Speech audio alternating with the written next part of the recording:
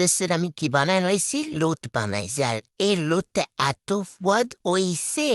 তো চলো কেন এত স্বাদের লোচ বানাইছি দেখে আসি। এখানে নিয়েছি একটা পাকিস্তানি মুরগি, পাকিস্তানি ড্রেস কিনতে পাইনি তো কি হয়েছে, পাকিস্তানি মুরগি দেশকে লোট বানাই। তো এখানে আমি 4 পিস নিয়েছি, এর থেকে বেশি আমি নিতে পারবো না, কারণ আমি গরিব সানোয়া খেললে সো এটা আমার অকাতছে বাহার।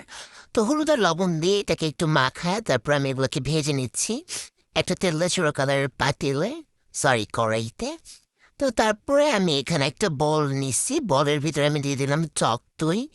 এটা হচ্ছে রাঁধুনি রসুন মশলা থেকে সামান্য পরিমাণ 2 চা চামচ রসুন মশলা, তারপর দিয়ে দিচ্ছি বাদাম বাটা, তারপর দিয়ে দিলাম বেরেস্তা বাটা, আর এটা হচ্ছে একটা আমার স্পেশাল মশলা। দিয়ে তারপর এখানে দিয়ে দিলাম টমেটো সস, তারপর দিয়ে দিলাম দুধ। এটা হচ্ছে গরুর দুধ দিয়ে দিয়েছি, দিয়ে এখন এখানে আবার 2 চা চামচ গুঁড়া দুধ দিব আমি। তারপর আমি আরেকটু গরুর দুধ দিয়ে এটাকে আরো ভালো করে মিক্স করে নিতেছি, কারণ এটা মিক্সটা অনেক বেশি ইম্পর্টেন্ট। তারপর দিয়ে দিছি একটু গুঁড়ো মরিচ যাতে কালারটা সুন্দর আসে। এখন দেখো পুরো পারফেক্ট, এত সুন্দর আসছে কালারটা, এটাই আমার খায় ফেলতে ইচ্ছা করতেছিল। তারপর আর একটি তেল্লাচুরা কালারের কড়াই এনেছে, আমি জানি না আমার প্রত্যেকটা করে এমন তেল্লাচুরা কালার কেন। আমি নাম দেখলে এই কড়াইগুলো আমাকে চোখে পড়ে। ওই দিন আমার মারে বলছে আল্লাহর অস্তে তুমি এই কড়াইগুলো চেঞ্জ করো, কয় তোর অফিস আমার আইডিয়ার 50 বছর যাইবার আমার 20 টাকা দিলেও তো আমি চেঞ্জ করবো না, হুমফিনি কথা।